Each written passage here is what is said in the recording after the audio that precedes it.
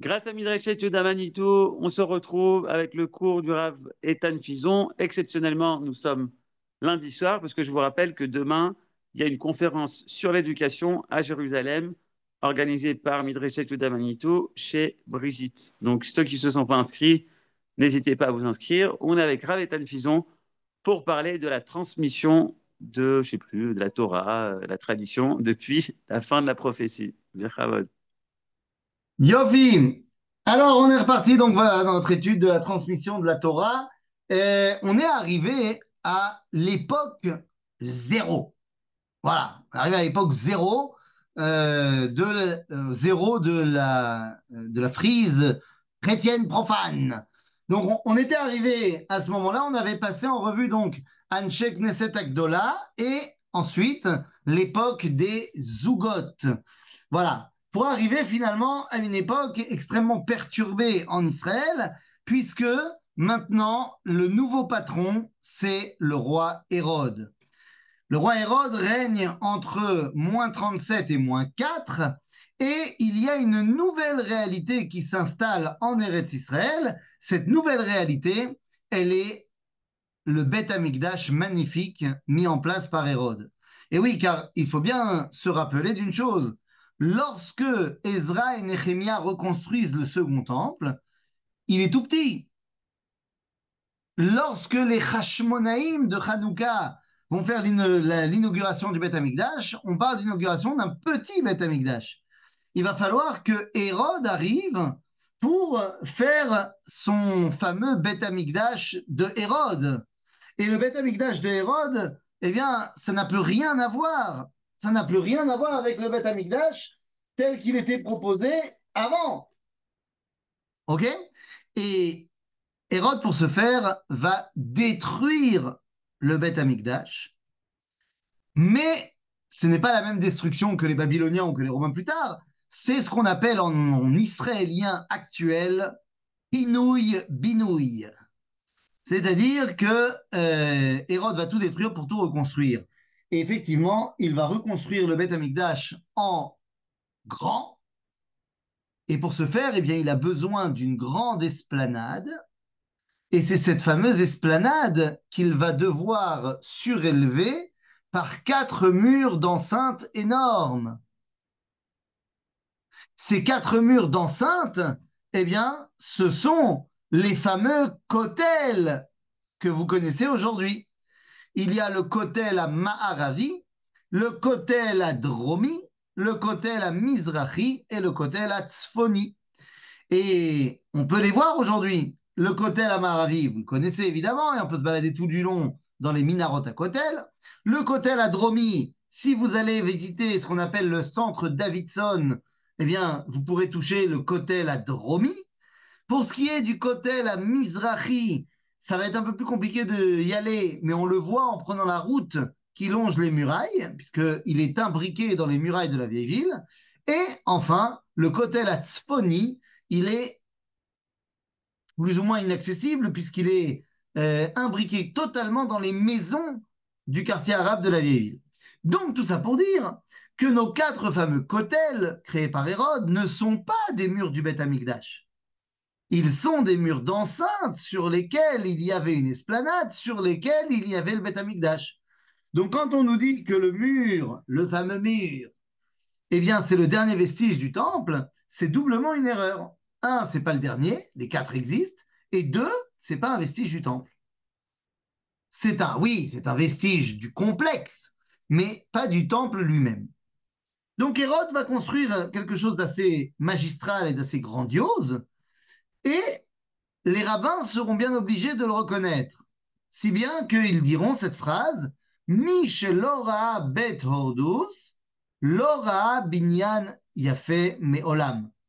Celui qui n'a pas vu le temple de Hérode n'a pas vu une belle construction de sa vie. Donc, cette époque-là, c'est l'époque donc de Shmaya Vaftalion qui vont laisser la place à un nouveau couple de Zougot qui s'appelle Hillel et, eh ben non, pas Shammai, Hillel et Menachem. Hillel et Menachem. Et oui, et pourquoi personne ne le connaît celui-là? Je n'ai pas de son. Eh bien, c'est un problème. Allumez vos écouteurs, je ne sais pas. Donc, Hillel et Menachem. Alors, Menachem, personne ne le connaît. Pourquoi? Parce que nous dit le Talmud qu'à un moment donné, Menachem yatsa le'avodat hamelech venichnas shamay tartav. C'est-à-dire que le premier binôme de Hillel, c'était et seul chez vous. Il y a des choses qui sont marquées dans le chat, mais qui sont des codes. Si on n'a pas les codes de la Kabbalah, on ne peut pas comprendre ce qui est marqué dans le chat. En tout cas, donc ça veut dire que le premier binôme de Hillel, c'était un certain Menachem, mais qu'à un moment donné, il est parti là à Avodat HaMelech. Ça veut dire quoi, Avodat HaMelech? Ben, il a dû trouver, enfin, on lui a dû lui proposer un poste à la cour.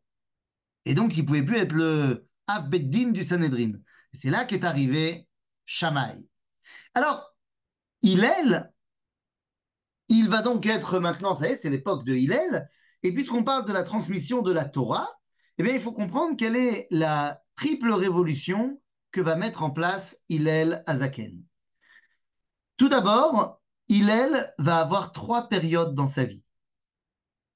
Hillel est babylonien.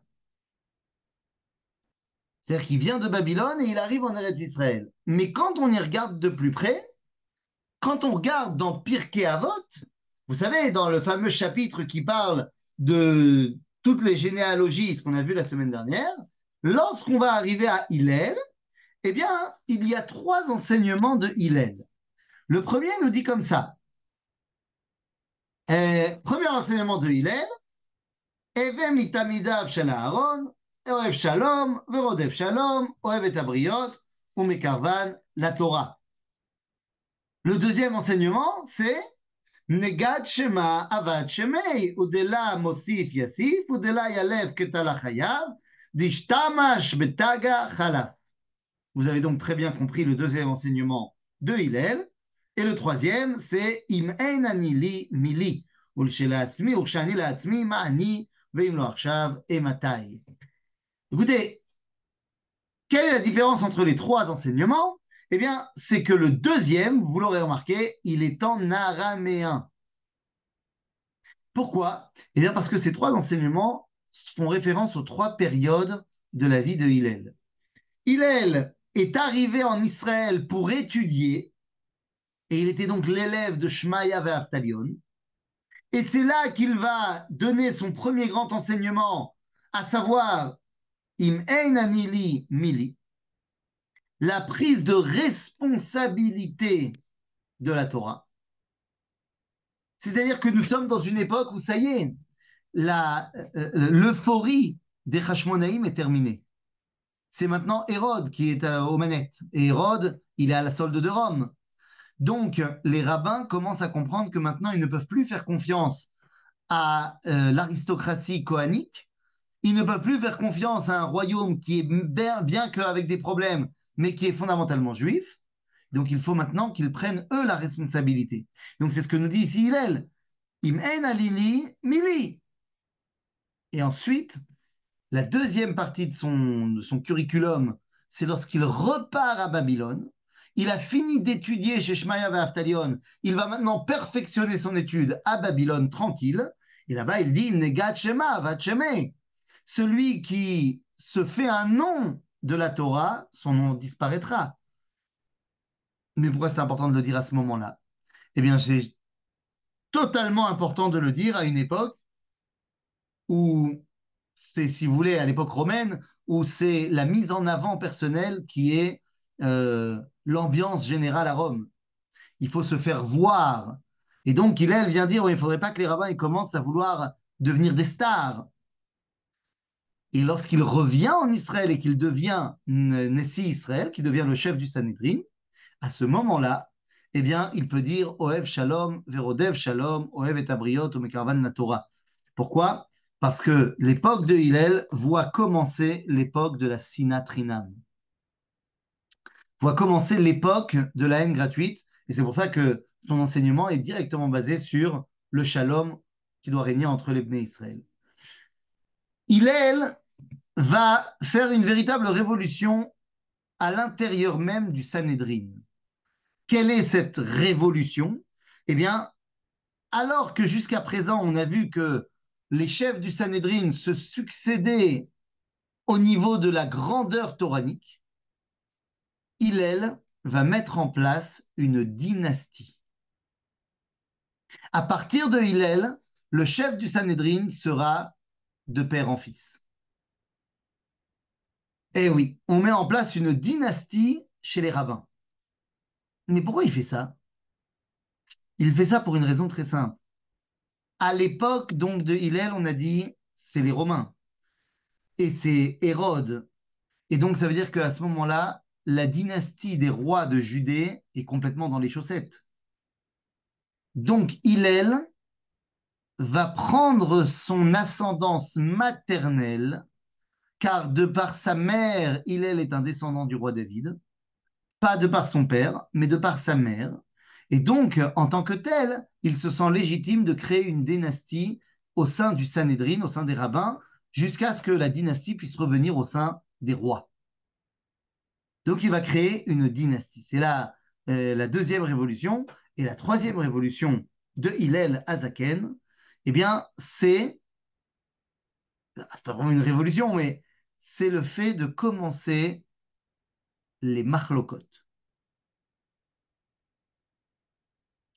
En fait, il y avait déjà avant Hillel une marloquette.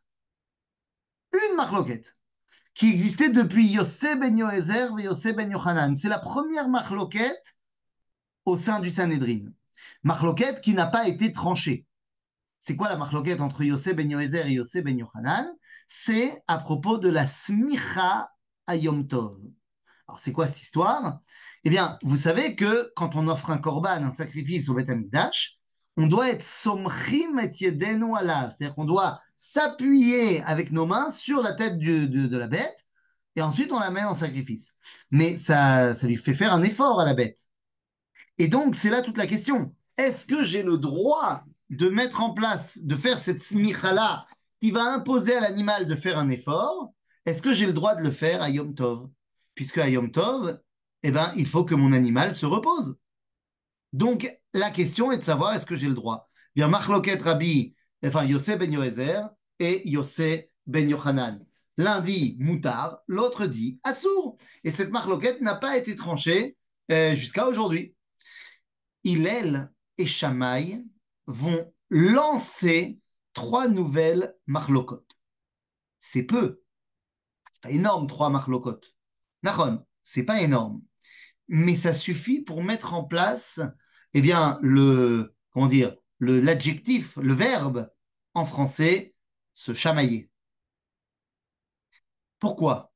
Eh bien, parce que Hillel et Shammai ont 3 marlokotes qui sont les Shem Shamaim. Qu'est-ce que c'est qu'une marloquette, les Shem Shamaim? Eh bien, c'est une marloquette parce que vraiment, on veut comprendre la volonté divine. Et donc, Hillel et Shammai, leur marloquette, elle est cachère la méadrine. C'est pas grave du tout qu'ils soient en marloquette. Parce que si c'est une marloquette, les Shem Shamaim, Azetov, ça nous permet d'avoir 2 faces d'une même pièce. Et c'est pour ça que on aura besoin de Hillel et on aura besoin de Shammai. Tout va bien quand la marloquette, elle est les Shem Shamaim. Le problème, c'est lorsque de Hillel et Shammai, on va arriver à Bet Hillel et Bet Shammai. Bet Hillel et Bet Shammai, donc la maison de Hillel et la maison de Shammai, là, leurs élèves, ça commence à faire des problèmes. Pourquoi ça commence à faire des problèmes? Nous dit le Talmud, Kilo Shimshu Kol Tzorkam. Ça veut dire quoi? Ça veut dire qu'ils n'étaient pas assez assidus dans les enseignements de leur maître, ils n'ont pas été assez étudiés chez leur maître. Mais pourquoi cela? Eh bien, tout simplement parce que Hérode ne laisse pas le Sanhédrin se réunir et les élèves étudier. Résultat des courses, bah, tu étudies par Zoom. Et quand tu étudies par Zoom, eh ben, tu ne comprends pas exactement ce que le Rav veut t'enseigner. Et ça peut créer des problèmes. Résultat des courses, ça va créer entre Hillel et Shammai, et, enfin entre leurs élèves, etc., des dizaines de machlokot. Des dizaines, pas une dizaine, des dizaines. Mais j'ai envie de vous dire, si ça reste au stade de machlokot, yalla, on arrivera à s'arranger. Le problème, c'est que Beth Hillel et Beth Shammai deviennent Beit Hillel et Beit Shammai. Nous sommes en l'an 0. Et les deux équipes deviennent des maisons. En d'autres termes, ils deviennent des clans. Et pour la première fois dans le peuple juif, enfin, pour la première fois, je m'entends, il y a eu évidemment la séparation du royaume d'Israël et du royaume de Yehuda. Mais euh, depuis que finalement il n'y avait plus que le royaume de Yehuda, eh bien c'est la première fois qu'on va avoir des clans à l'intérieur du peuple juif. Des clans qui ne se parlent pas. Des clans qui ne se tolèrent pas. À tel point que le Talmud nous dit que bien qu'entre Hillel et Shammai, entre les élèves de Hillel et Shammai, on se mariait les uns les autres, on se tuait les uns les autres, on s'entretuait les uns les autres. Maasipour, c'est l'époque où, nous on parle de Sinatrinam, mais c'est surtout l'époque des factions opposées en Israël. N'oubliez pas qu'on est dans une génération où le royaume de Hérode s'effrite. Hérode est mort en -4. C'est son fils qui prend le relais, mais il n'est pas aussi puissant que son père. Et très vite, les Romains vont commencer à prendre le lead de ce qui se passe en Eretz Israël. Et lorsqu'on est sous domination romaine, eh bien, chacun campe sur ses positions au niveau juif. Pourquoi? Ben parce que on a l'impression qu'on n'a plus rien comme mainmise, à part sur notre petite équipe. Il n'y a plus de dimension nationale, ce sont les Romains qui gèrent. Donc, ben, je me crée ma petite équipe et voilà. Et il y a en Israël plusieurs factions. La première faction, c'est les Prouchim. Les Prouchim, ce sont les pharisiens. Alors, c'est quoi les pharisiens? Les Prouchim, ce sont majoritairement les rabbins et le peuple. On n'aime pas les Romains, mais qu'est-ce que tu veux qu'on fasse? On ne peut rien faire contre eux, donc on les aime pas, mais on subit. Ce sont les Prouchim. Ensuite, et à l'intérieur des Prouchim, il y a Beth Hillel, Beth Shammai et d'autres écoles rabbiniques.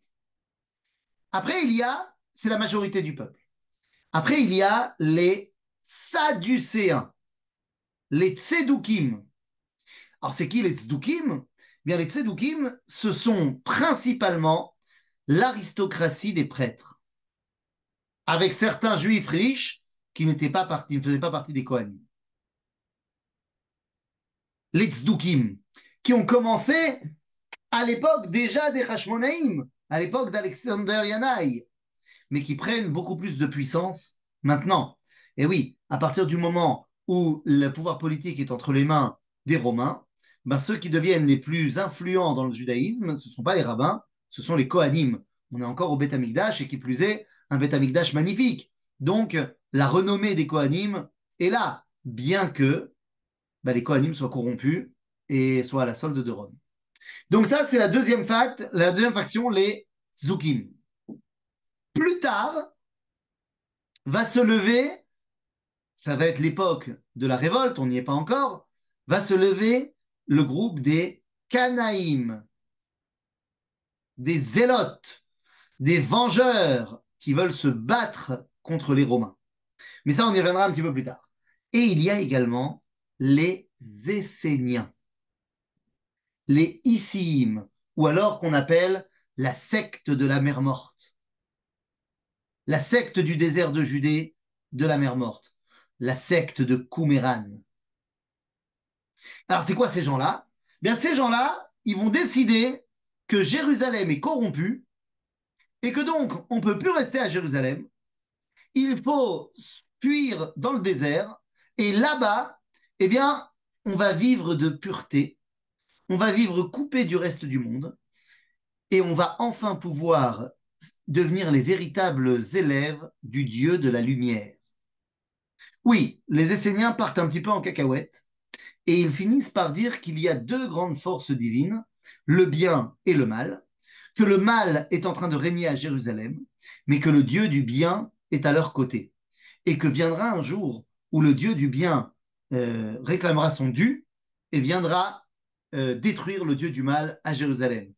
Pour être sauvé à ce moment-là, eh bien, il faut faire partie de ce qu'on appelle le Yachad, c'est-à-dire le groupe des Esséniens. Alors, je vous l'ai dit, hein, on vit que entre nous, on vit que entre hommes. Une fois par mois, on fait venir des femmes parce que bon, bah, faut pas pousser mes mères, hein. Mais sinon, on vit qu'entre hommes. On passe notre temps à se tremper dans le mikvé, aller ramasser des dates et écrire. Écrire, écrire, écrire. Et donc, on a retrouvé les rouleaux de la mer morte, les fameux rouleaux de Qumran. Qu'est-ce qui s'est passé? Mais qu'est-ce qui s'est passé? En 1947, les amis, il y a un jeune berger jordanien qui va arriver dans la région de Qumran et qui fait paître ses troupeaux là-bas. Lui, il est sur la colline et il voit que ses troupeaux, ils paissent un petit peu partout et il voit qu'il y a en contrebas des grottes. Pas de problème. Il décide, comme il s'ennuie évidemment et qu'il n'a pas de smartphone à l'époque, eh bien, il décide de ramasser des cailloux par terre et de les lancer avec pour objectif de les faire tomber dans les grottes. Et il lance plusieurs cailloux dans une des grottes, il réussit à les faire rentrer, et en fait, il entend le bruit que fait le caillou quand il tombe dans la grotte, c'est le bruit d'une pierre qui tombe sur une autre pierre. Sauf qu'à un moment donné, il lance une pierre, et elle rentre dans la grotte, mais au lieu de faire le bruit d'une pierre sur une pierre, il entend que manifestement, il vient de casser quelque chose. Il est extrêmement curieux, et il se dit, bon, je vais aller voir de quoi il s'agit. Il réussit à grimper jusqu'à la grotte, et il voit que sa pierre a cassé une jarre en argile qui est complètement brisée. Et quand il regarde dans cette jarre en argile complètement brisée, il se rend compte qu'il y a des parchemins dedans. Il les récupère, il voit que c'est manifestement ancien, il ne saurait pas le dater, il est jeune, il est berger, et il voit que c'est de l'hébreu. Il ne sait pas le lire, mais il se dit qu'il tient quelque chose. Il prend ses parchemins et il va dans la ville de Jéricho. Il va dans la ville de Jéricho et il va voir un antiquaire. Il lui dit, regarde combien tu es prêt à m'acheter ça. Ça vaut quelque chose? L'antiquaire, comprenant que son berger n'y comprend rien, il dit, ah ouais, bon, je t'en offre 5 dinars. Pas une grosse somme. Mais le mec, il est très content, le berger. Et donc, il prend les dinars et l'autre, il prend les parchemins.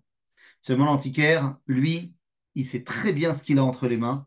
Il sait que ça peut valoir une fortune et il prend contact avec un certain Igaël Yadin. Igaël Yadin qui deviendra le premier chef d'état-major et le premier ministre de la Défense d'Israël, mais qui est avant tout un archéologue passionné. Et il fait venir un des morceaux de parchemin à Igaël Yadin pour lui montrer qu'il ne bluffe pas. Et Igaël Yadin les reconnaît tout de suite. Il sait les lire et il reconnaît les rouleaux de la mer morte. Enfin, il ne les appelle pas comme ça. Ce sont les écrits des Esséniens. Et à ce moment-là, il dit, je suis prêt à te les acheter. Combien? Et il va les vendre, notre antiquaire, une fortune. Mais Gaël Yadin va réussir à mettre la main sur des dizaines de rouleaux. Et on va se rendre compte, au final, ce sera des centaines de rouleaux. Mais la première transaction, des dizaines, et ainsi de suite. Et finalement, on va se rendre compte que cette secte de la mer morte, elle a écrit 4 sortes de textes. La première sorte, ce sont les textes bibliques. Et donc, on va retrouver tous les livres du Tanakh, à l'exception de Megillat Esther. Ça, c'est la première version, enfin la première partie de textes qu'ils ont écrit. La deuxième chose qu'ils ont écrit, on retrouve des textes apocalyptiques. Comme par exemple le combat des fils de la lumière contre les fils des ténèbres. On va retrouver également les textes des modes de vie, des règles de vie du Yachad. donc de leur groupe, et on retrouve un texte qui n'a rien à voir avec les autres. Un texte qui n'est pas sur un parchemin, mais sur un rouleau de cuivre gravé. Alors là, c'est autre chose. Un rouleau de cuivre, on réussit à le dérouler, à faire des analyses en laboratoire et à le lire. Et il s'agit d'un trésor. Le trésor du temple. Alors, les archéologues, à ce moment-là, s'en donnent à cœur joie. Est-ce qu'il s'agit des trésors cachés du second temple que les prêtres auraient cachés avant que les Romains ne le détruisent? Est-ce qu'il s'agit des trésors des femmes riches de Jérusalem? Il y a un archéologue américain qui vient dire qu'il s'agit bel et bien d'un trésor et du trésor du temple, mais tout le monde se trompe. Il ne s'agit pas du trésor du deuxième temple, mais il s'agirait du trésor du premier temple. Mais qu'est-ce que c'est que ce trésor? Eh bien, ce trésor du premier temple ne serait autre eh bien, que le Aaron Abrit, que l'arche d'alliance, qui a été cachée par le roi Yoshiyahu en moins 631 et qui n'a jamais été retrouvé. Eh bien, ce texte de cuivre serait la carte pour arriver à l'emplacement du Aaron Abrit. Et là, notre archéologue, il est chaud patate. Il fait un accord avec son université du Texas pour financer les fouilles et il est persuadé de retrouver Aaron Abrit. Au bout de 7 années de fouilles insatiables, notre archéologue revient enfin bredouille. Il n'a rien trouvé du tout. Alors, Castantien, son université le lâche parce que ça coûte très cher des fouilles et tu trouves rien, donc il ne le finance plus. Castantien, il y va de son propre argent. Et c'est reparti pour 7 ans de fouilles. Et au bout de ces 7 deuxièmes fois, alors là, après 14 ans de fouilles, ça y est, enfin, il revient bredouille. Bon, là, il faut se rendre à l'évidence. Il semblerait qu'il se soit trompé. Il n'a plus d'argent. Il ne peut plus continuer les fouilles. Il rentre aux United States of America. Il publie dans des brochures scientifiques tout ce qu'il a essayé de trouver et qu'il n'a pas trouvé. Et il reprend sa vie d'enseignant à l'université du Texas. Quelques mois ont passé et il reçoit la visite à l'université d'un certain jeune réalisateur hollywoodien qui lui dit: j'ai un projet de film et j'aimerais que tu sois mon consultant. Au fait, je me présente, Steven Spielberg, et j'ai un projet de faire un film sur un certain archéologue. L'archéologue accepte d'aider Steven et ensemble, ils vont créer un personnage culte de la pop culture, un certain Indiana Jones, au nom de l'archéologue qui s'appelait Whitney Jones. Et quel est le premier film de Indiana Jones? À la recherche, les aventuriers de l'Arche perdue, sur les travaux de Whitney Jones. Bon, c'est une belle histoire, mais on n'a toujours pas trouvé l'Aaron. L'homme est chané. Donc, vous voyez qu'il y a 4 factions qui sont à Jérusalem à ce moment-là. Petit à petit, alors que Beth Hillel et Beth Shammai se chamaillent, il faut qu'on détermine qui des deux est la voix de la halacha. Tout le monde est d'accord de dire que Hillel et Shammai et Beth Hillel et Beth Shammai enseignent la Torah. C'est pas qu'il y en a un, c'est des réformés et l'autre, c'est des orthodoxes. Ils sont tous orthodoxes. Mais qui est la voix de la halacha? Eh bien, après 3 ans de disputes insatiables et de morts entre les uns et les autres, une voix sort du ciel et dit: Elou ve'elou divrei Elohim Chaim. Donc les paroles de et eux, donc Beth Hillel et Beth Shammai, sont les paroles du Dieu vivant, aval, halacha, que Beth Hillel.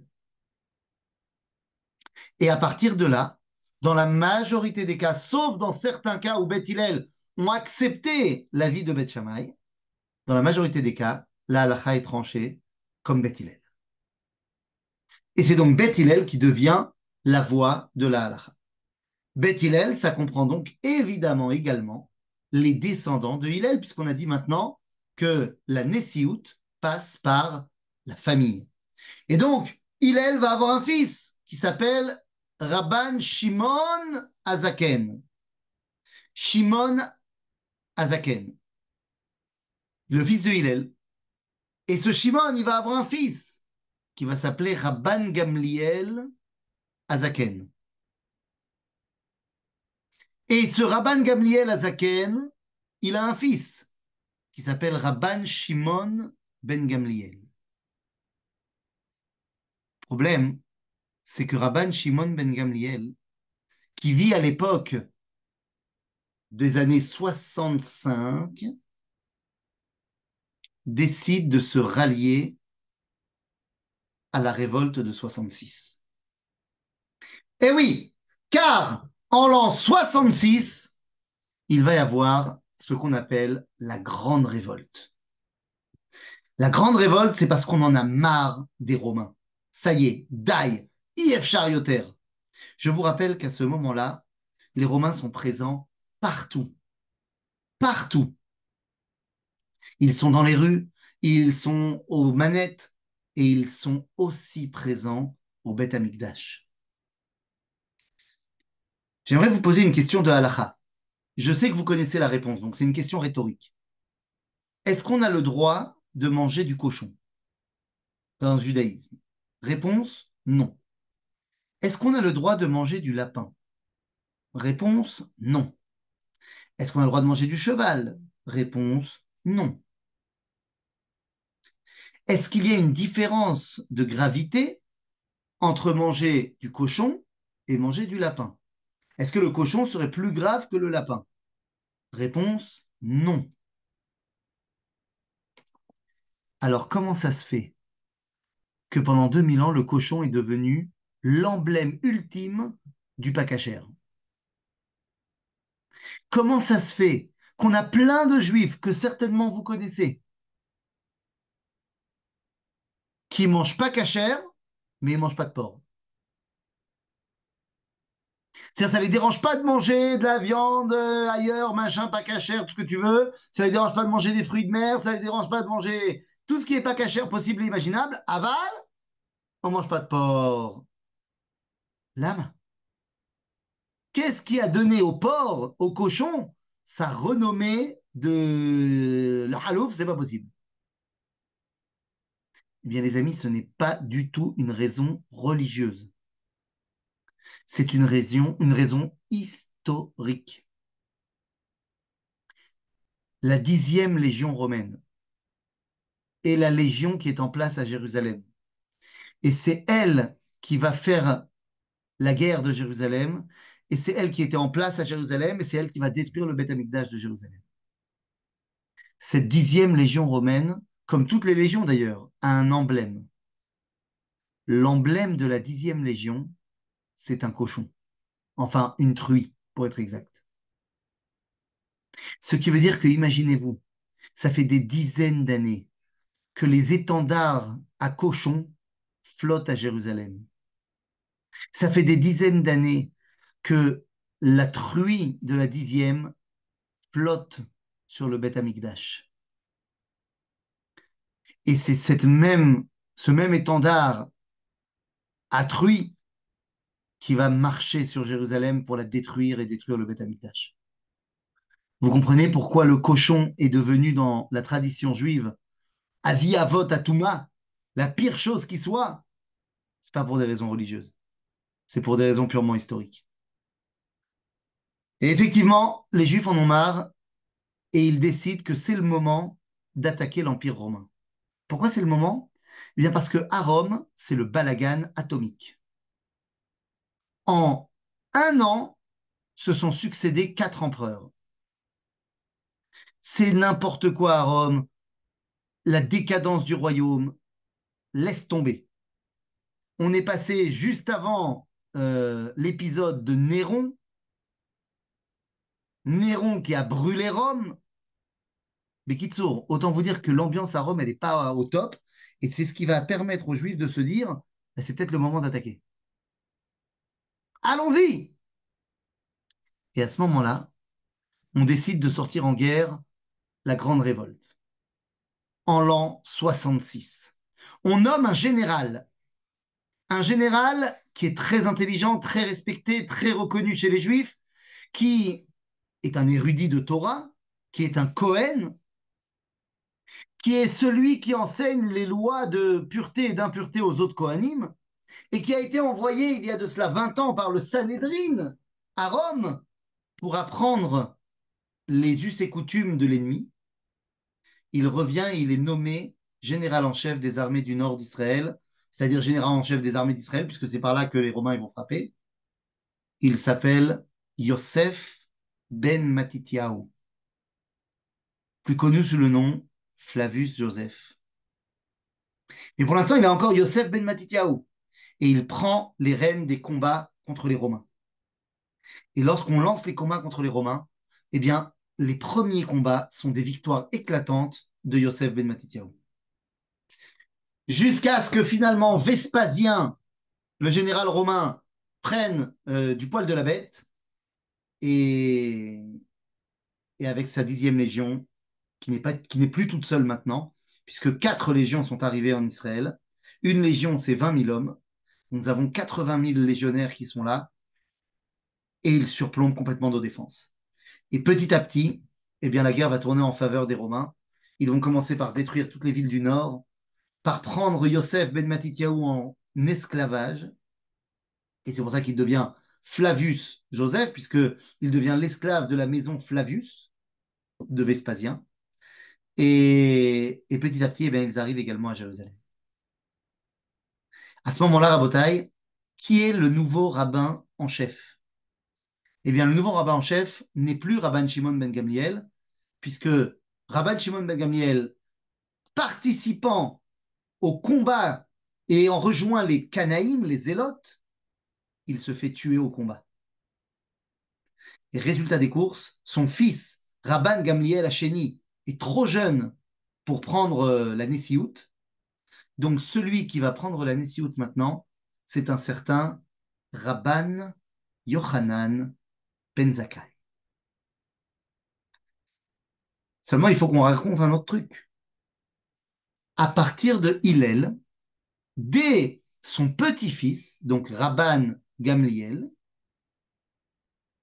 c'est la première fois qu'on appelle les rabbins rabbins. Vous aurez remarqué qu'avant cela, on les appelait par leur nom. On a dit Yossé ben Yoézer, Yossé ben Yochanan, Yehuda ben Teba, Shimon ben Shatar, Hillel, Shammai. On ne dit pas Rabbi Hillel. Pour la première fois, après Hillel, son petit-fils va porter le nom de rabbin. Pourquoi? Parce qu'on baisse de niveau. Nous dit la Gemara, Gadol mirav Rabbi, Gadol mirabi Rabban, Gadol mirabban Shemo. C'est-à-dire, si tu appelles quelqu'un Rav un tel, c'est un petit niveau. Si tu l'appelles Rabbi un tel, c'est plus grand. Si tu l'appelles Rabban un tel, ça c'est encore plus grand. Et si tu l'appelles par son nom, là c'est le top. De manière générale, le titre Rav X, ça va être pour les rabbins de Chutz Laaretz. Rabbi X pour les rabbins d'Eretz Israël. Rabban pour le chef du Sanhédrin. Ok? Bekitsour, Rabban Yochanan ben Zakkai devient le nouveau patron du Sanhédrin. Il est très vieux, il a presque 120 ans. Et Rabban Yochanan ben Zakkai devient le nouveau patron et face à la réalité du terrain, il décide de se faire passer pour mort, vous connaissez l'histoire, pour pouvoir sortir du siège de Jérusalem. Et là-bas, il va se présenter devant Vespasien, va lui dire, tu viens d'être élu César à Rome. Au même moment, il y a un messager de Rome qui arrive qui lui dit, tu es César. Et en reconnaissance, Vespasien lui dit, demande-moi ce que tu veux. Et là, Rabbi Yochanan ben Zakkai demande 3 choses. Il dit, ne détruis pas la dynastie du roi David. envoie-moi un bon médecin pour Rabbi Tzadok qui jeûne depuis 40 ans et qui est très mal en point. Mais surtout, donne-moi la ville de Yavne pour que je puisse, c'est-à-dire ne la détruis pas, pour que je puisse y mettre le Sanhédrin et que la Torah continue. Mais qu'est-ce qu'il ne demande pas? Il ne demande pas Jérusalem. Il est prêt à laisser Jérusalem tomber entre les mains des Romains. Vous imaginez bien que cette décision va faire un remue-ménage terrible au sein des rabbins. Est-ce qu'il a eu raison ou pas? Qu'est-ce qu'il vient nous apporter en laissant Jérusalem aux mains des Romains? En quoi cela devient la, comment dire, le théodat bitoire, l'assurance de l'éternité du peuple juif et de la Torah? Eh bien, les amis, c'est ce que nous verrons la semaine prochaine. Chazak ou Balzac. S'il y a des questions sur cette période qu'on avait de 0 à 70, eh bien, c'est à vous de jouer.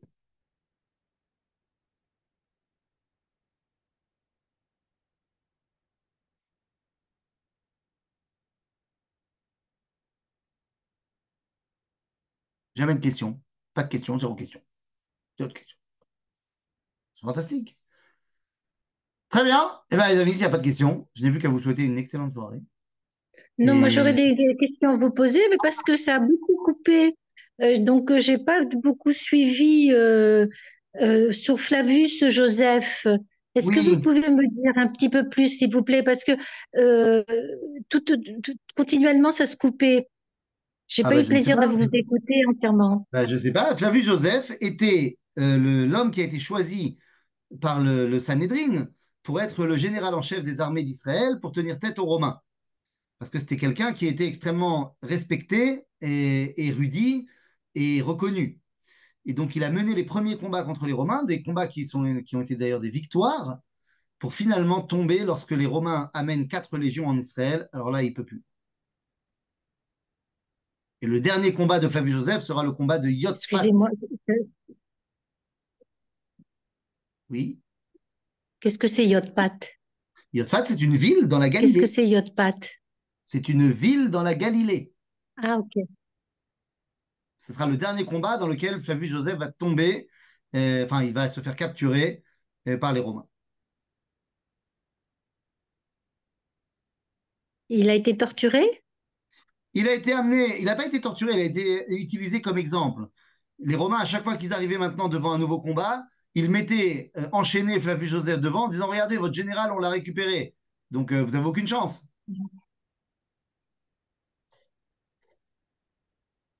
Et après, il a été vendu en esclavage à la maison de Flavius. D'accord. Merci, merci. Voilà,